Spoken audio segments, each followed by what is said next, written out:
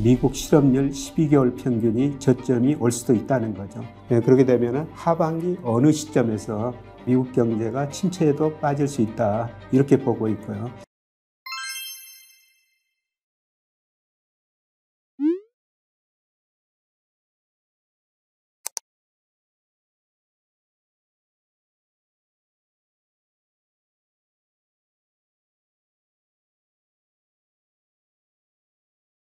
안녕하세요. 미국 6월 고용지표가 발표됐습니다.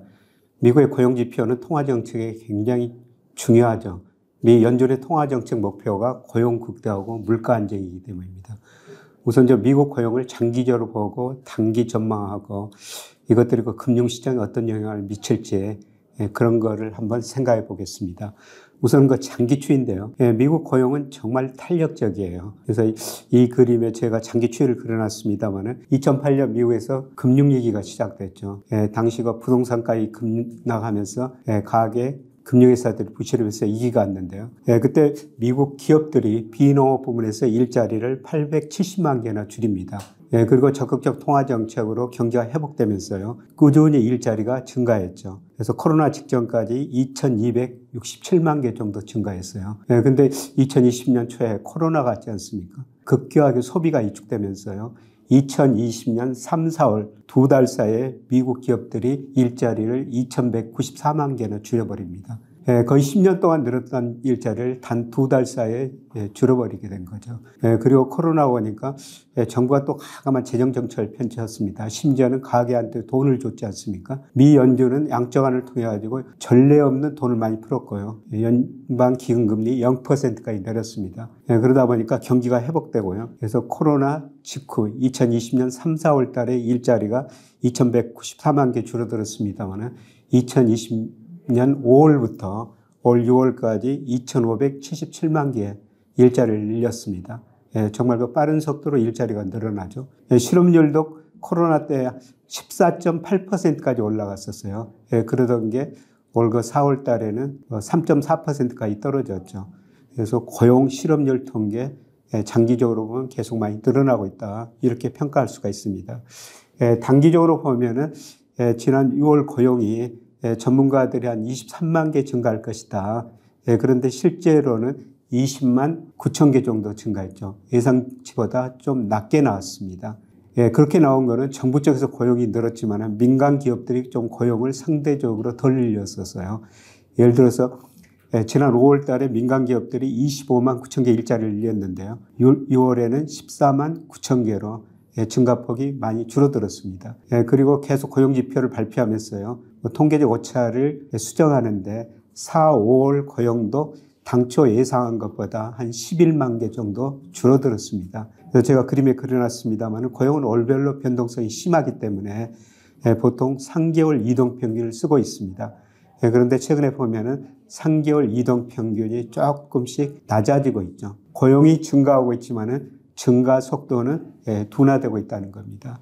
그리고 6월 그 시간당 임금이나 뭐 이런 것도 굉장히 중요한데요. 시간당 임금이 전월 대비 0.4% 올랐습니다. 전년 동월 대비는 4.4% 올랐어요. 6월 소비자 물가가 조만간 발표됩니다만은 지금 컨센서스가 3.1%입니다. 그래서 임금이 4.4%, 6월 물가가 3.1%라면요.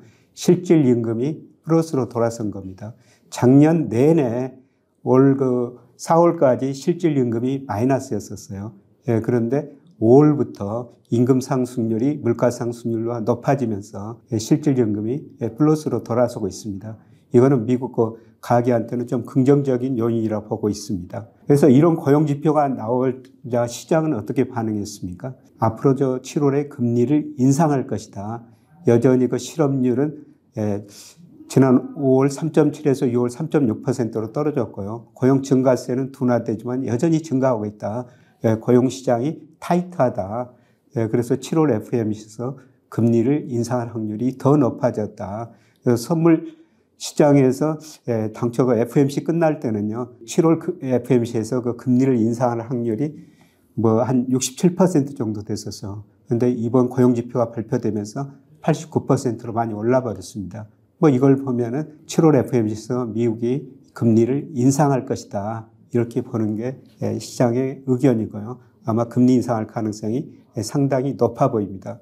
그러나 좀 더 멀리 보면요. 이제 미국 고용에 대해서 좀 조심스럽게 저는 지켜볼 때가 아닌가 이런 말씀을 드리고 싶습니다. 이거는 제가 미국의 한 인터넷 사이트에서 인용한 그림인데요. 실업률의 12개월 이동평균, 월별로는 좀 변동이 심하니까요. 실업률의 12개월 이동평균이 지난번 1953년부터 쭉 조사해 보니까 경기 침체에 평균적으로 한 2개월 정도 선행을 했다는 겁니다. 물론 선행 기간이 어떤 때는 동행도 하고요. 1개월도 있었고 9개월도 있었어요. 그런데 평균적으로는 2개월 선행했다는 겁니다. 과연 12개월 이동 평균 실업률이 언제 저점을 기록할 것인가? 이게 그 시장의 관심사라고 볼 수가 있습니다. 그런데 미국 실업률이 지난 4월 달에 3.4%까지 떨어졌다가 5월에 3.7% 올랐고요. 6월에 3.6%로 약간 낮아졌습니다만은 저는 그 4월 3.4%가 저점이 아니었을까 이렇게 생각합니다. 앞으로 3.6에서 연말까지 3.78 이 수준에서 움직이리라고 보고 있습니다. 그렇게 되면 하반기 어느 시점에서 미국 실업률 12개월 평균이 저점이 올 수도 있다는 거죠. 이거로 보면은 조만간 미국 경제가 침체에도 빠질 수 있다 이렇게 보고 있고요. 실제로 제가 6월 고용이 제 모델에서 한 21만 개 정도 나왔습니다만 거의 비슷하게 나왔는데요. 7월에는 약간 증가하고 물론 제 모델 예측치입니다. 8, 9, 10월 가면서 고용이 오히려 감소한 거로 나옵니다. 물론 지켜봐야 되겠습니다만 그렇게 되면 실업률이 생각보다 더 빨리 오를 수가 있고요. 12개월 이동평균 실업률이 하반기 초중반 어느 시점에서 저점을 기록할 수가 있다는 겁니다. 그래서 그 다음에 평균적으로 2개월 후에 미국 경기가 침체했으니까요. 아마 지금 대부분 미국 경기가 4분기에는 GDP가 마이너스 성장하리라고 보고 있습니다. 물론 그 폭이 문제고 얼마나 지속될 것인가 이게 남아있는 문제입니다만은 아마 앞으로 그 실업률이 미리서 말해줄 수 있다 이렇게 보고 있습니다. 그리고 이 그림은 실업률하고 미국 소비자 심리지수하고 제가 그려놓은 건데요. 실업률은 그 축을 거꾸로 그려놓은 겁니다.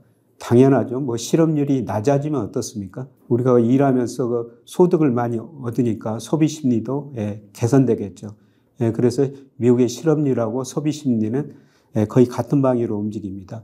그런데 앞으로 실업률이 올라가면은 소비 심리도 떨어질 수가 있다는 것이죠. 제가 빠르면 3분기, 늦어도 4분기에 미국 소비가 감소하면서 미국 GDP가 마이너스 성장을 할 수가 있다. 이런 말씀을 계속 드렸습니다. 그거는 그동안 미국 가계가 저축한돈을 많이 썼다. 저축률이 낮아졌다. 그리고 5월, 6월에는 실질 임금이 플러스로 돌아섰지만 그동안 물가보다 임금이 낮았기 때문에 실질 임금이 감소했습니다. 그리고 금리 인상 시차 효과, 연준도 이걸 가장 큰 관심을 가지고 있지 않습니까? 근데 제가 분석해 보니까 미국이 금리를 인상하고 주로 12개월에서 18개월 사이에 미국 가계가 소비를 실제적으로 가격 통계 보니까 줄였다는 겁니다. 이런 의미에서 보면은 작년 3월부터 금리를 빨리 올렸으니까 그 시차 효과가 올 하반기에 나타나면서 아마 소비가 감소하면서 미국 경제가 빠르면 3분기, 늦어도 4분기에는 마이너스 성장할 수가 있을 것 같습니다. 주가하고 실업률 관계인데요. 이것도 제가 미국 인터넷 사이트에서 인용한 그림인데 거의 같은 방향으로 움직이죠. 당연하죠. 실업률이 올라가면은 우리가 고용이 줄어들고 임금 소득이 줄어드니까 기업 매출, 소득 줄어들고 가계 소득 줄어들고 기업 매출 줄어들고 주가가 떨어질 수밖에 없죠. 그래서 거의 같은 방향으로 움직인데요. 그런데 제가 2008년 이후로 선행 관계를 한번 분석해 봤어요. 그랬더니 S&P 500이 실업률에 좀 선행하고 있습니다. 약 2개월, 3개월 정도 선행한 거로 나타났는데요. 상관계수도 마이너스 0.63으로 상당히 높습니다. 주가가 떨어지면은 그 올해도 실업률은 부정적이었지만 3개월 후에 가장 관계가 높게 났다는 겁니다. 그래서 주가는 모든 경제 변수에 선행하고 있습니다. 그래서 미국 주가가 어떻게 될지 이게 여러 가지 관심사인데요. 그런데 이거는 제가 미국 고용뿐만 아니라 4대 경제 지표라고 그러죠. 미국의 산업 생산을 대표하는 지표입니다. 그 다음에 소비를 대표하는 지표, 소매 판매입니다. 그 다음에 고용. 그 다음에 유동성을 대표하는 M2 가지고 한번 평가를 해봤었어요. 그랬더니 이게 지난 6월 기준으로 보면은 물론 6월 소매 판매 그다음에 산업 생산 아직 발표가 안 됐습니다. 제 모델에 나온 수치를 가지고 예상을 해보니까요. 평가를 해보니까 6월 기준으로 S&P 500이 한 14% 정도 가대평가되어 있습니다. 지금 S&P 500이 4,400, 4,500 그 사이에서 움직이고 있는데요. 이거로 하면은 적정 주가 수준이 한 3,910 정도 나오거든요. 그래서 저는 단기적으로 가대평가됐고 이것들이 먼저 떨어지면서 실업률도 오르면서 하반기 어느 시점, 제가 빠르면 3분기라 말씀드렸습니다만 늦어도 4분기에는 미국 경제가 침체에 빠질 가능성이 높다. 이렇게 볼 수가 있습니다. 그래서 과연 이제 8월, 9월 초에 금요일이죠. 7, 8월 고용 데이터가 나오는데요. 이런 고용 데이터뿐만 아니라 최근 미국 주가 움직임도 살펴보면서 고용 통화 정책까지 생각해 보시는 게 좋을 것 같습니다. 제가 이런 고용 데이터가 나올 때마다 여러분한테 다시가 업데이트해서 말씀드리도록 하겠습니다. 고맙습니다.